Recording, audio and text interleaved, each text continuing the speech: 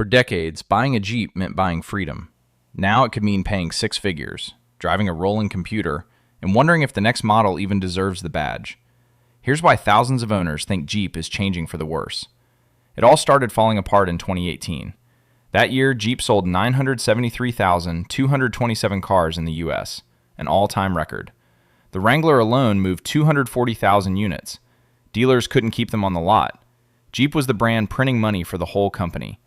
Then the line on the chart turned, and it never turned back. 2019, down. 2020, down. 2021, down. 2022, down. 2023, down. 2024, down again to just 587,725 cars sold. That's 7 straight years of falling sales. The Wrangler dropped to 151,000. The Gladiator pickup, which once moved 89,000 units a year, fell to just 42,000 by 2024. That's a drop of more than half in 3 years. Dealers were knocking $20,000 off the sticker just to move them. What changed? The price tag. CarEdge tracked it. Jeep's average sticker shot up 61% in 5 years, from about $34,000 to nearly $55,000. A loaded Wrangler can now hit $101,000. The working-class buyer who built this brand looked at the window sticker, walked off the lot, and bought a Ford Bronco instead. Bronco sales climbed to $109,000 that same year. The price wasn't even the worst part. While customers were leaving, the boardroom was on fire. Then the dealers turned on their own boss. On September 10th, 2024, something happened that almost never happens in the car business. The dealers selling Jeeps publicly attacked their own CEO. They didn't whisper through lawyers. They published a letter.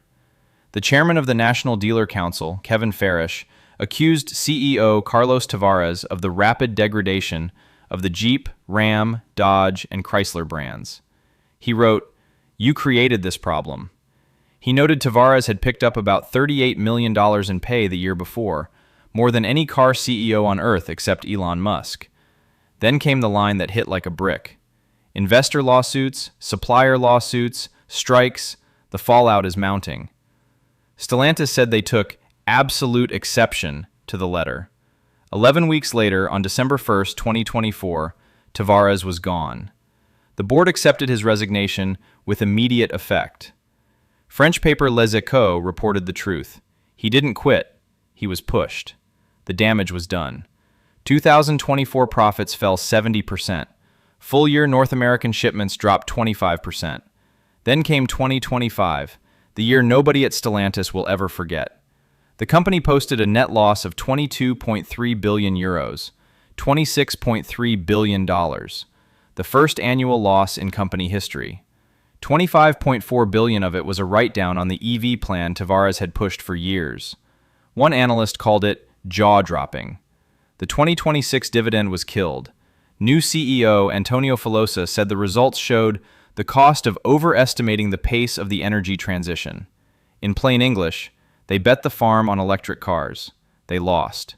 Jeep was the brand they betted on, and the first electric Jeep proved how bad it was.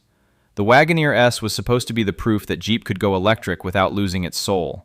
It launched at the end of 2024 with a starting price of $72,000, 600 horsepower, 0 to 60 in 3.4 seconds, built in Toluca, Mexico. Then the reviewers got hold of it. Consumer Reports drove one and said the screen graphics looked like they were from the 1983 arcade game Spy Hunter. Inside EVs called it a glitchy $74,000 mess and said the software was broken. This was a Jeep, supposedly, and it felt like a half-finished phone. The numbers told the rest. In 2025, it moved about 10,000 units. Then the $7,500 federal tax credit ended. In the first 3 months of 2026, Jeep sold exactly 175 Wagoneer S units, a drop of about 93%, one of the slowest-selling new EVs in America. In April 2026, Jeep quietly said the 2026 model year was canceled. They're skipping a whole year. It got worse. All the plug-in hybrids, the Wrangler 4xe, the Grand Cherokee 4xe, the Pacifica plug-in, gone. Killed for 2026. Even though the Wrangler 4xe was the best-selling plug-in hybrid in the entire country, that's the electric future. Canceled, discontinued, recalled, burned down. Recon, the so-called electric Wrangler, isn't a Wrangler. When Jeep showed the electric Recon, they put it next to a Wrangler. Same boxy shape, removable doors, off-road look. They sold it as the electric Wrangler for the next generation. Look at the spec sheet though, and you'll find something that should scare every traditional Jeep owner alive. The Recon doesn't have a solid front axle. It doesn't have body-on-frame build. It rides on a car platform called STLA Large, with independent suspension front and back. In plain English, the thing that made a Wrangler, the simple, tough, easy-to-fix layout that lets you crawl over a boulder in Moab and bolt on a new axle in your garage, is gone. The Recon is mechanically closer to a crossover than to anything that ever wore a Jeep grill off-road. And the Recon keeps slipping.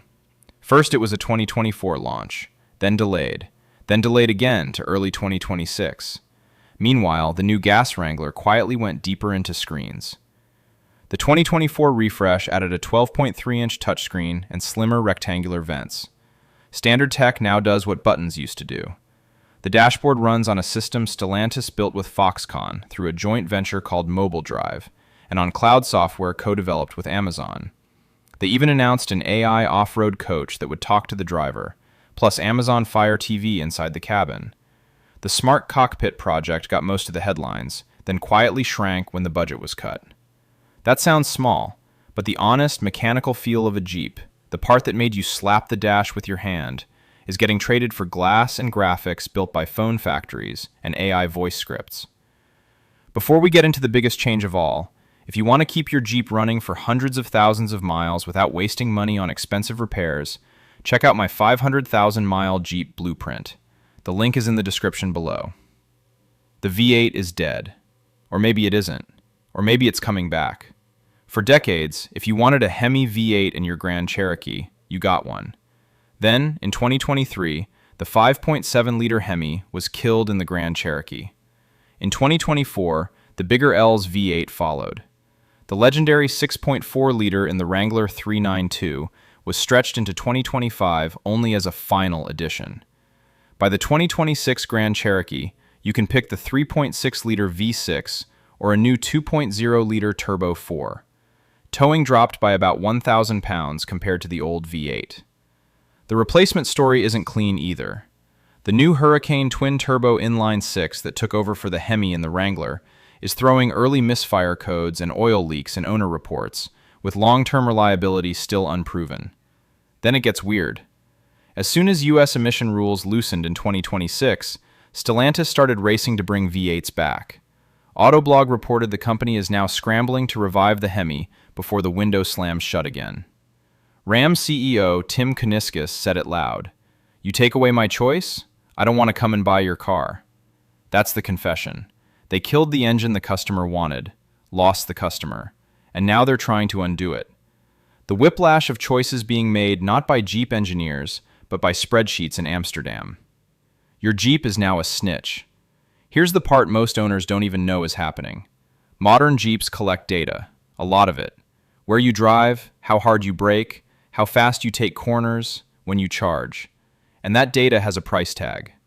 Stellantis told investors back in 2021 it was targeting 20 billion euros a year in extra revenue from software and connected services by 2030. Texas opened a probe into Stellantis and 3 other car makers for selling driving data to insurance companies. The state of Montana followed in April 2026 with a subpoena naming Ford and Stellantis, asking how their data ends up at companies like LexisNexis and Verisk. Owners reported their insurance rates jumping after their own car quietly told on them. It gets worse. In September 2025, hackers called Shiny Hunters said they stole over 18 million records from Stellantis. Then, on Christmas Day 2025, a ransomware group called Everest stole around a terabyte of data from Chrysler. Stellantis refused to pay. On January 4, 2026, the data went public on the dark web.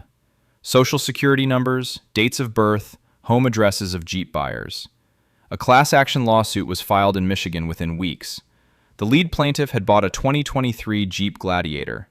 And when Massachusetts voters passed a right to repair law, forcing car makers to share data with independent mechanics, GM and Stellantis went to federal court and said They cannot and will not comply. Connected car data, their lawyers wrote, is their next big revenue stream. Leapmotor, the Chinese partner nobody talks about. In October 2023, Stellantis spent 1.5 billion euros to buy roughly 21% of Leapmotor, a Chinese electric car company. They built a joint venture called Leapmotor International and started building Leapmotor EVs in Stellantis plants in Europe. The plan, openly stated, is to spread Leapmotor's electric tech across Stellantis brands. When asked if Chinese-built EVs would come to America, Filosa carefully said, "Now there is no space in the United States. We don't see that. Not never, not now." Meanwhile, the Belvidere plant in Illinois, where the Cherokee used to be built, sat empty. The last Cherokee rolled off February 28, 2023. Stellantis promised a reopening with over $600 million of investment. Then UAW Local 1268 President Matt Franson said in January 2026 that the reopening was being pushed to mid-2028, conveniently after the next union contract expires. Workers fear they're being used as a bargaining chip. The new Cherokee, the one that came back in late 2025, is built in Mexico.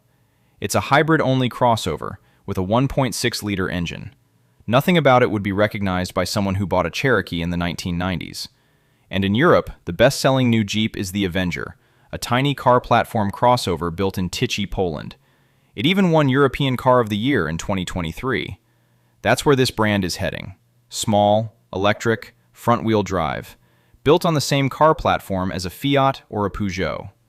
The numbers tell the whole story. For the third year in a row, Consumer Reports ranked Jeep dead last out of 32 brands in their 2026 brand report card. Lowest road test score.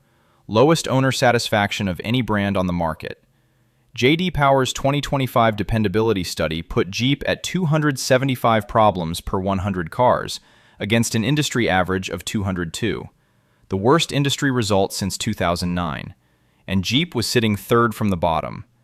The same study found Apple CarPlay and Android Auto connectivity were the #1 problem for the second year in a row, and software glitches now make up 9% of every complaint owners file.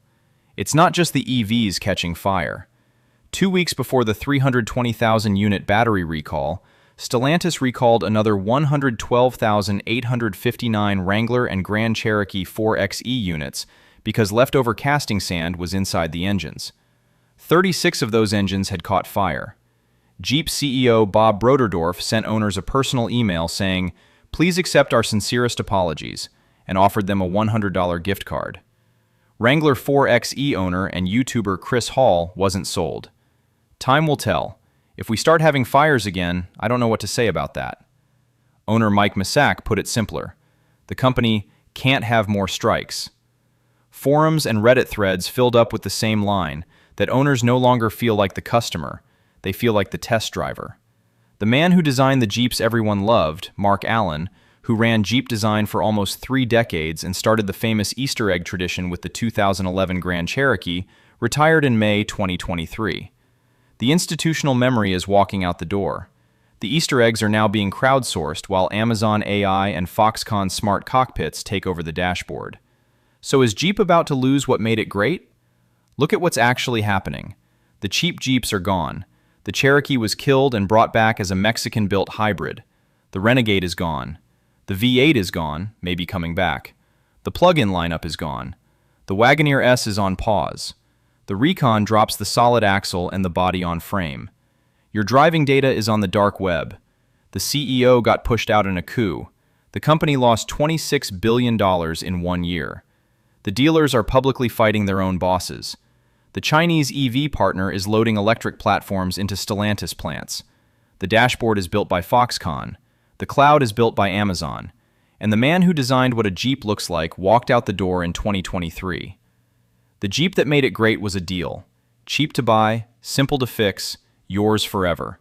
A car you could take apart in your driveway with hand tools and put back together next weekend. The new owner doesn't get that deal anymore. That handshake is what built the badge in the first place, and that handshake is now gone. The Jeep being built right now is a different deal. Expensive to buy, locked to a dealer, burning in your driveway under a recall, selling your data to your insurance company, running on Chinese EV platforms in a Mexican factory under a CEO who just admitted the whole plan was wrong. Every owner has to make a call. Maybe the Hemi comes back. Maybe Belvedere actually reopens. Maybe the next Wrangler keeps its solid axles and its removable doors. Maybe Filosa pulls it off. Or maybe what made Jeep great is already in the rearview mirror, and the badge on the hood is the only piece of it that's left. So, is Jeep really losing what made it great? That's up to every owner to decide. But one thing is clear. The brand is changing faster than ever, and staying informed has never been more important. If you enjoyed this video, make sure to subscribe so you don't miss the next one, and let me know in the comments what you think. Now click the video on your screen to keep watching, and I'll see you in the next one.